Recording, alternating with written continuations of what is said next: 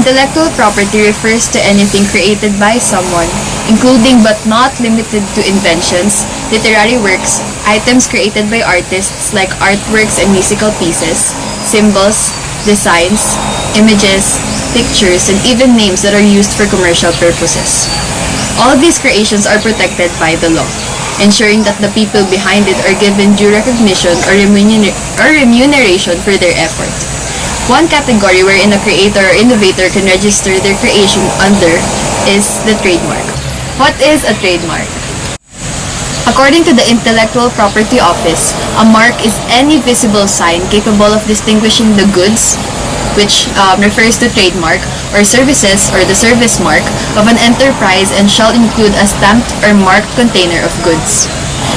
Essential in marketing or products or services, a trademark will help consumers identify your brand among the many other in the market.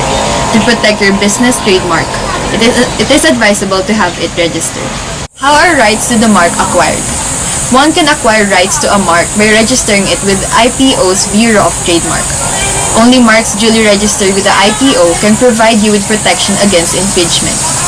If you're planning to file an application for a mark, you must do it as soon as possible because the IPO follows a first-to-file rule. This means that no one else can file an application for the same mark covering the same goods after your date of filing.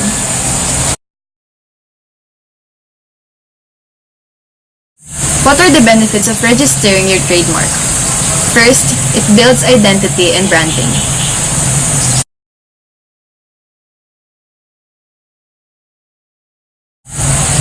Second, it adds value.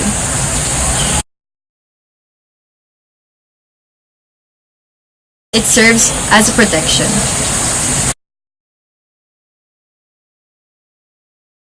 And fourth, it gives legal rights. Here are the steps on registering your trademark in the IPO.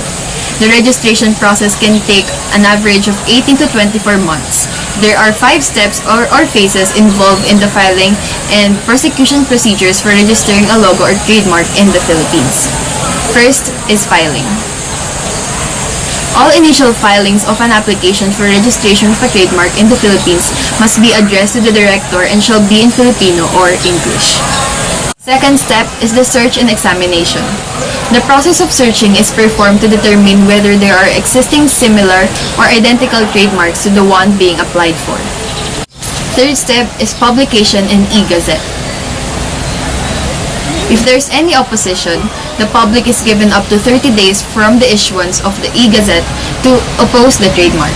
After the Director of the Bureau of Legal Affairs verifies that there's no notice of opposition, the office will issue the certificate of registration.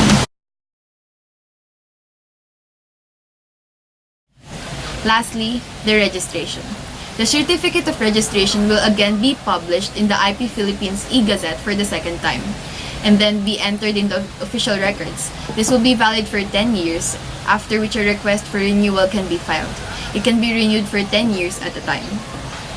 Trademark registration is an essential step to take in protecting your business, as it's only through this registration can you lay claim to what is rightfully yours. If you haven't registered your trademark yet, do so now before it's too late.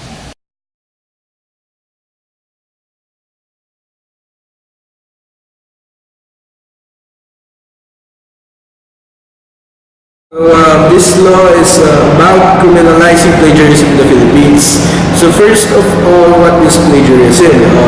States by Merriam-Webster Dictionary, plagiarism is the practice of taking someone else's work or ideas and passing them as their own. So the Philippines on October 12, the Republic Act 10175 or the Philippine Cybercrime Prevention Act took effect. With it, the country instituted criminal penalties for a variety of online acts, including spamming, identity theft, and most controversially, libel.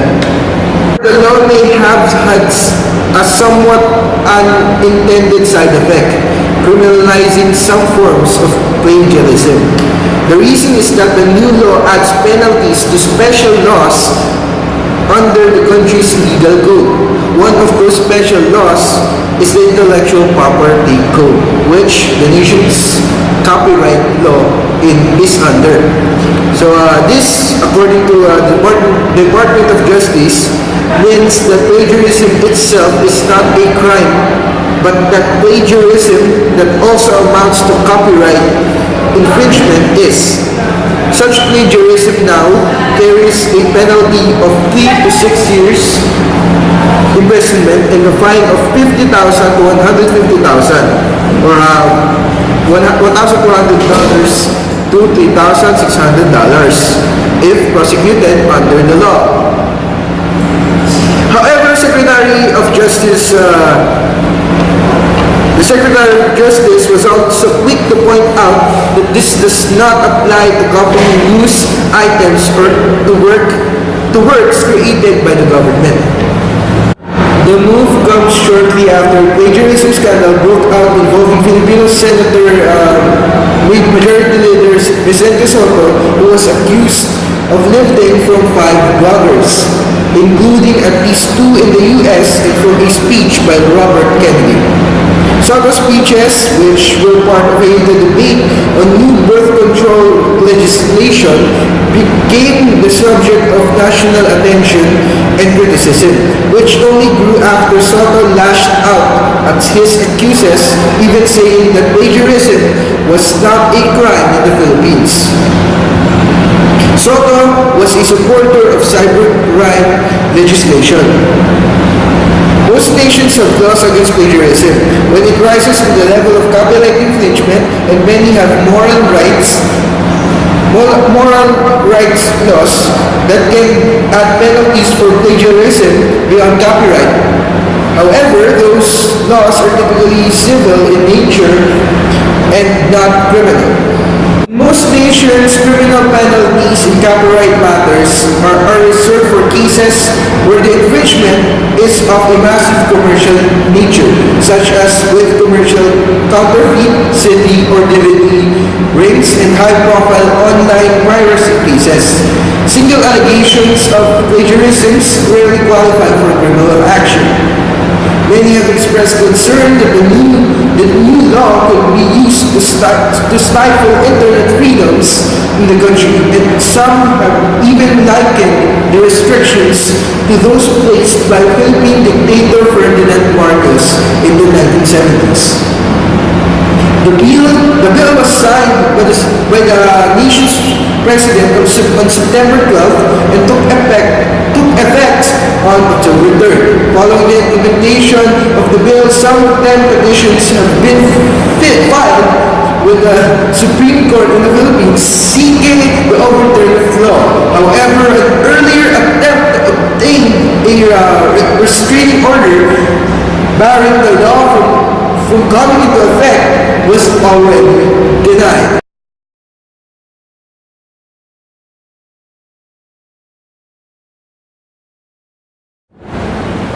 For a brief analysis of this law, the past couple of years have seen a growing interest in internet regulation develop in a multi-stakeholder environment. From Brazil to Jordan, such participatory processes have yielded mixed results. But around the world, many activists, policymakers, and other stakeholders remain optimistic that multi-stakeholder developed regulation is possible. Cut to the Philippines, where the Magna Carta for Philippine Internet Freedom, or MCPIF, a crowdsourced document, was recently filed as House Bill number 1086 by Representative Quimico Wangco and as Senate Bill number 53 by Senator Miriam Defensor Santiago as of July 8, 2013. If passed, the MCPIF would repeal Republic Act number 10175 or the Cybercrime Prevention Act of 2012, which we joined several local organizations in opposing last year. The MCPIF would also guarantee a host of other freedoms. Here is our guide to some of the key elements of the bill.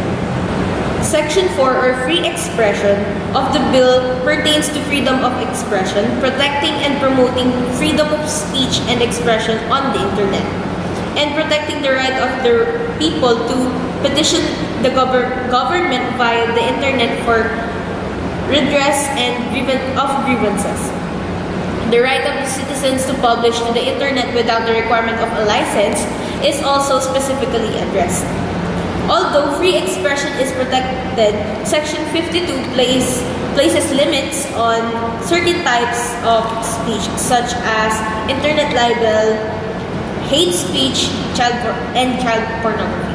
Section 5B allows for the suspension of an individual's internet access as an accessory to other penalties upon conviction of certain crimes with certain checks and balances.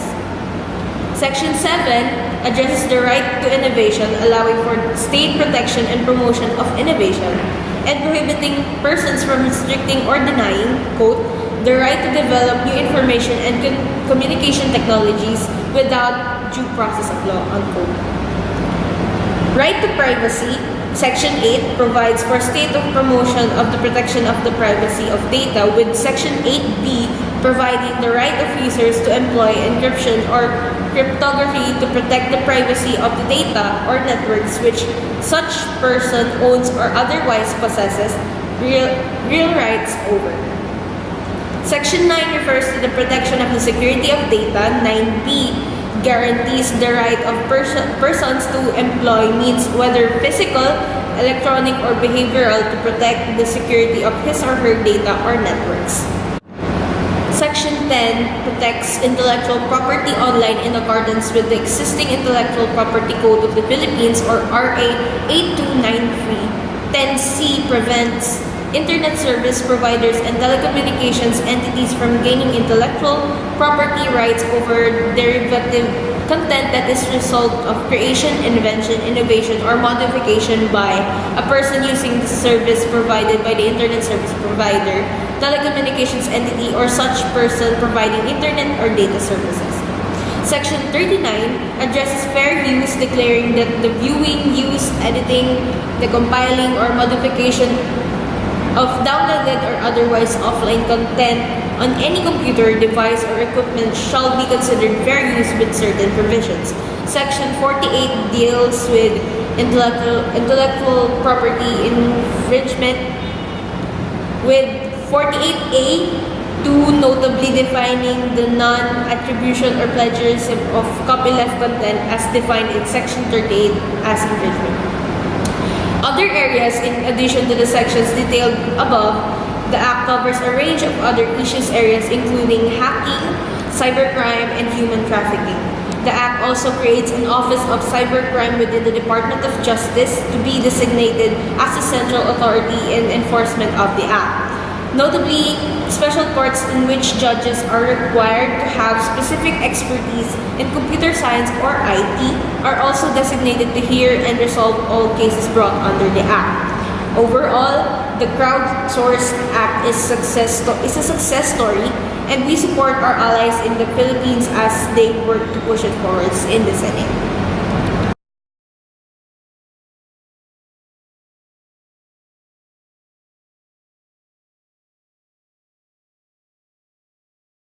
Dinaan na lang sa biro ng mga netizen ang natanggap nilang balita na pwede nang makasuhan ng libel at makulong kung magpo-post ng mga bagay na makakasira ng puri sa social media. Ang isang ito, tumula na lang. Si Yani, nagturo na lang kung paano magpa-picture sa passport. Si Chris, pinaalam na lang na naligo siya ng malamig na tubig. Wala na raw labasan ng opinyon para lang walang makasuhan ng online libel. Kasunod ito ng deklarasyon ng Supreme Court na legal o ayon sa saligang batas ang pagsampa ng online libel. Ligtas ka naman kung nag-like o nag-share ka lang, kahit magkomento ka pa, basta't hindi ikaw ang orihinal na nagsulat. Mas mabigat pa ang parusa ng online libel kumpara sa dati ng umiiral sa batas. Under Article 353 of the Philippines Revised Penal Code, libel is defined as a public and malicious imputation of a crime or of a vice or defect, real or imaginary, or any act, omission, condition, status, and circumstance tending to cause dishonor, discredit, or contempt of a natural or juridical person, or to blacken the memory of one who is dead. As is, In nearly every other country, in the Philippines, slander is spoken defamation and libel is a written defamation. Libel committed on Twitter, Facebook, blogs, and other online content was made a more serious crime compared to printed libel because of the newly approved anti-cybercrime law in the Philippines, or Republic Act 10175, according to Attorney Harry Roque, Professor of Constitutional Law at the University of the Philippines. 3 times longer imprisonment, Facebook and Twitter may lead to 12 years in jail, he said. Imprisonment for e-libel, 6 years, and 1 day up to 12 years. Lawyer Harry Roque, one of the petitioners against the law, said once an information or charge sheet is filed against an author of a libelous post, he or she needs to pay bail of at least 50,000 to 100,000 pesos.